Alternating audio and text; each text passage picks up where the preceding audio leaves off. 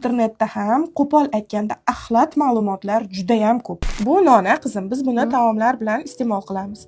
Agar nonni achigan ovqatlar yoki qo'polroq aytsak axlatlar bilan, xabis narsalar bilan yeb ko'r desa, iste'mol qila olasanmi? Yo'q.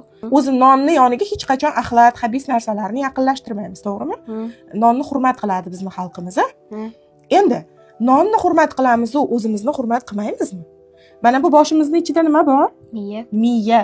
Biz miyamizga har qanday informatsiyani agar qabul qilaversak, mana bunaqasidan Instagramda yoki YouTube'da o'tirib, umuman ijtimoiy tarmoqlarda o'tirib, har narsani miyamizga qabul qilaversak, miyamizni, o'zimizni hurmat qilgan bo'lamizmi? Yo'q. Chunki internetda ham qo'pol aytganda axlat ma'lumotlar juda ham ko'p. Har narsani odam ko'rish kerak ekan deb ko'rib o'tiraverish kerak emas. Chunki bir kun kelib odamni miyasi keraksiz axlat ma'lumotlarga to'lib qolsa, keyin kerakli ma'lumotlar uchun joy qolmay qoladi. Ilm olish uchun, o'sish uchun, kelajagiga foydali narsalar uchun keyin joy qolmay qoladi.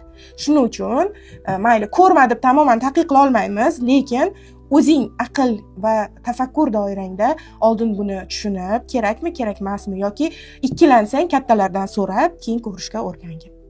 Kelishdikmi?